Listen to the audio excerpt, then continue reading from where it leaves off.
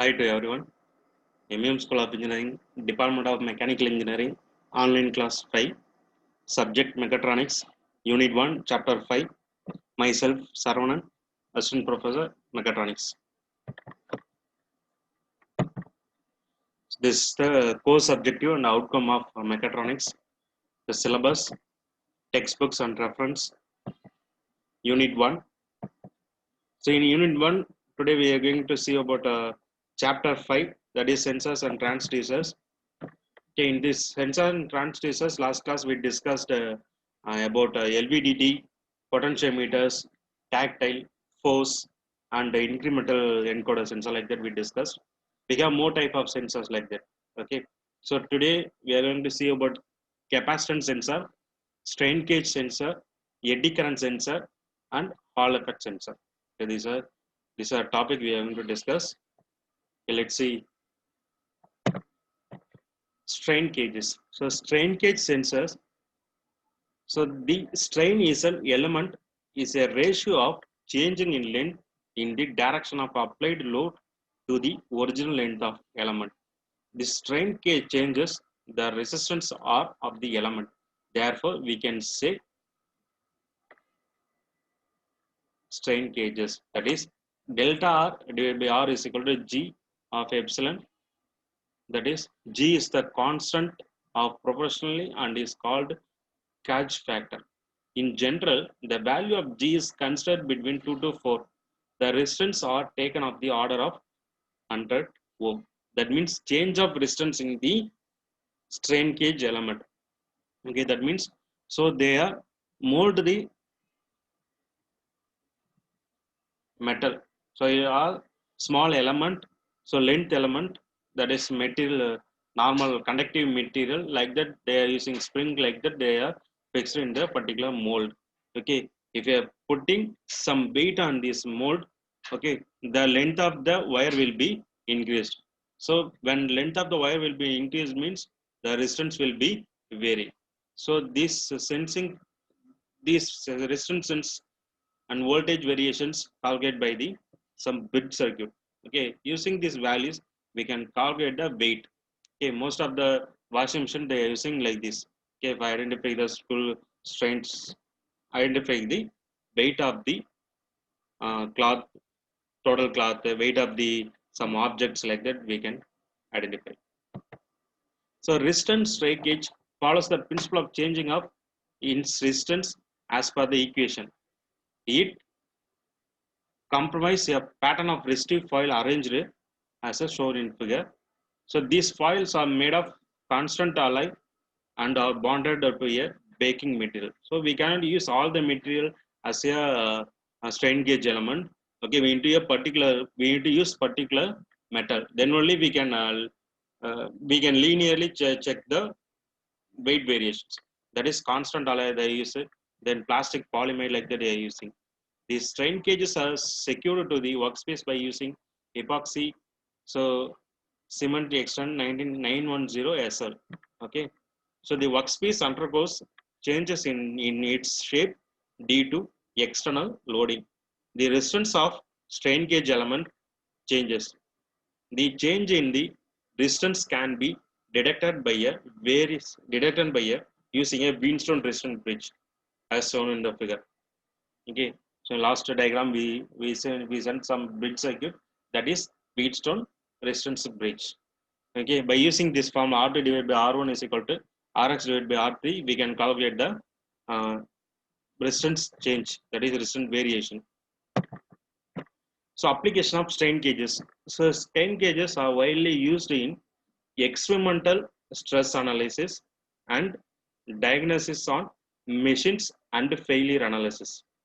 Okay, they are basically used for multi-axial stress testing, proof testing, residual stress and vibration measurement, then torque measurement, bending and deflection measurement, compression and tension measurement, and the strain measurement we can using strain gauges we can calculate. As well as strain gauges are primarily used as sensors for machine tools and safety in automotive. In particular, they are employed for force measurement in machine tools, hydraulic, pneumatic pressure, and is impact sensors in aerospace vehicles. Next one is capacitive sensor. So capacitive sensor, it's a non-contact type sensor, is primarily used to measure the linear displacement from few millimeters to hundreds of millimeters. It will identify distant displacement of few millimeters to up to 100 millimeters. It comprises of three plates with the upper pair forming one capacitor and the lower pair another. Okay, so one of the plates is moved by the displacement so that the plate separation changes. Area of overlap changes due to the displacement. Okay, this schematic of three-plate capacitive element, sensor and a displacement measurement of a mechanical element connected to the plate 2. So this is the plate 1, plate 2, plate 3 model. So middle plate, plate 2 connected with the element. If element movements means the plate 2 will be movement. Okay, already we knew that capacitor store the energy as a electrostatic energy. So the distance between the two plates will define the capacitance. If we change the distance between these two means it will change the capacitance in plate between plate 1 and plate 2 as well as plate 2 and plate 3. Using this we can calculate the capacitance using capacitance variations we can calculate the distance. Okay, that is displacement we can calculate. That is we have a formula C is equal to epsilon A divided by D. Okay, that is displacement measurement using capacitive element sensor. That is C is equal to epsilon R epsilon 0 A divided by D. That is C is a parallel plate capacitor. That is capacitance. Epsilon R is relative permeability. So epsilon 0 is permittivity of free space. So A is the area of overlap between two plates, and D is the plate separation. This is an example for this is the formula for common capacitor. Okay, here we are using two capacitors, that is between plate 1 and 2 and plate 2 and 3. Okay, so as the central plate moves near to the top plate or bottom one due to the movement of the element, okay, for which displacement is to be measured. So separation in between the plate changes. This can give us C1 is equal to, so this formula epsilon R epsilon 0 A divided by D plus X, and C2 is equal to epsilon R epsilon 0 A divided by D minus X. Okay, so C1 and C2 are connected to the Wheatstone bridge. So then the resulting of balance voltage would be in proportional to displacement of X. Okay,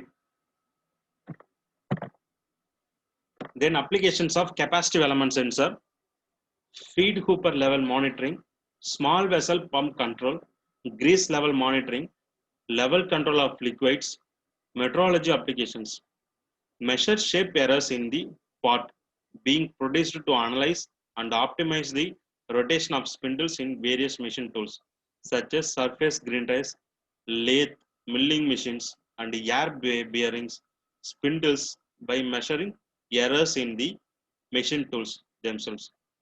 So assembly line testing to test assembled part of uniformly thickness or other designs. Like that we can use the capacitance sensor.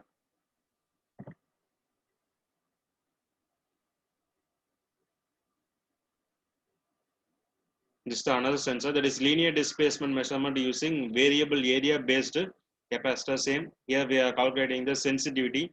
So sensitivity depend of change of capacitance with respect to the change of length. So that is we can call this the unit of sensitivity will be force per meter. Okay, that is epsilon 0 epsilon R W divided by T. So W is the width of overlapping part of plates. So L is the length of overlapping part of plates. Okay. So next one, eddy current proximity sensor. Okay. So first we need to know about the eddy current. So when we are using high frequency magnetic field with the conductive material, so the conductive material produce the current flow, or it will produce some magnetic flux in the material. So it will produce some current in the output. So that is eddy current. Okay, that is a material induced by the high frequency magnetic field. Okay. So that the technology used in the eddy current proximity sensor. So eddy current proximity sensors are used to detect non-magnetic but conductive material. Okay, they comprise of a coil, an oscillator, a detector, and a triggering circuit.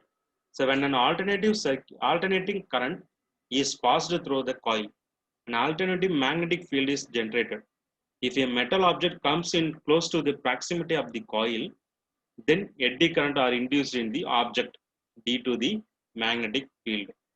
Okay, so these eddy current create their own magnetic field, which distorts the magnetic field responsible for the generation. So as a result, impedance of the coil changes, and so the amplitude of alternating current. This can be used to trigger a switch at some predetermined level of change in current. Okay, so eddy current sensors are relatively inexpensive, available in small size, highly reliable, and have high sensitivity for small displacements. Okay, this is a setup for a eddy current proximity sensor. So this is the target material. So this circuit LC circuit produce the oscillation high frequency magnetic field. So using this, the material will be induced. Then it will produce some eddy current. That eddy current produce some magnetic field will affect the input section. So using this values changes in the this LC value, we can amplify the detecting circuit value. Then output. Then we can calculate the variations.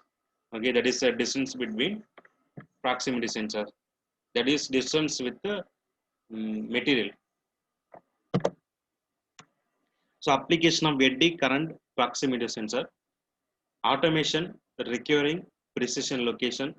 So like that they are using machine tool monitoring, then final assembly of precision equipment such as disk drive. So like that they are using. So measuring the dynamics of a continuously moving target. Okay, measuring the dynamics of a continuously moving target such as a vibration element. Okay, then a driving shaft monitoring, like that they are using the eddy current proximity sensors. Then Hall effect sensor. So Hall effect, so this is a Hall effect sensor work on the principle that when a beam of charged particle passed through a magnetic field, force act on the particles and the current beam will deflect from its straight line path. Okay, so this is a simple concept. Okay, when we are when we are take the magnet to the current moving material, that is current induced material, so a flow of electron will be changed due to the magnetic field. Okay, so normally electron will go this, like that is straight line. For example, if it is a one millimeter means, so after applying magnetic field, the electron moves like this. So these variations, so electron move for more distance. For more distance means it will produce more current in current, and it will produce some more differential voltage. Okay, so we know that flow of electron will be current. Okay, that is here they are using. So electron flow will be varying. So using the various of Hall voltage, we can identify the position of magnet, so where it is. Like that we can calculate. That is Hall effect sensor. So thus one side of the disk will become negatively charged and the other side of will be positive charge. So this charge separation generate the potential difference, which is the measure of distance of magnetic field from the disk carrying current. So application, the typical application of Hall effect sensor is the measurement of fluid level in a container. The container comprises of a float with a permanent magnet attached on its top. A electric circuit with a current carrying disc is mounted in the case. So when the fluid level increases, the magnet will come close to the disc and the potential difference generates. This voltage trigger a switch to the stop the fluid to come inside the container. So these sensors are used for the measurement of displacement, so and the detection of position of the object. So Hall effect sensor need necessary signal conditioning circuitry. So they can be operated at 100 kilohertz. So their non-contact nature of operation, good immunity to environment commitments, contaminations, and ability to sustain in several conditions make them quite popular in the industrial automations. Okay, thank you. Okay, so these are the basic concepts of strain cages. Okay, then capacitive sensors, then proximity sensors, then Hall effect sensor. So these all the sensors are identify the displacement, then small displacement. So change of small displacement with respect to the distance change. Okay, simply we can say in short form, strain gauge means, so when resistance change, we can calculate the displacement. When capacitance change, we can calculate the displacement. That is capacitive sensor. In eddy current, if there is no current changes, so eddy current produce some inductive flux. If flux changes mean we can calculate the proximity value, that is distance. Hall effect sensor also, if we vary the a magnetic field, that is magnetic location, that is magnet location, we can calculate the position of the metal. Okay, like that we can calculate. So these are the four concepts of sensors. Okay, thank you. We will see in the next class.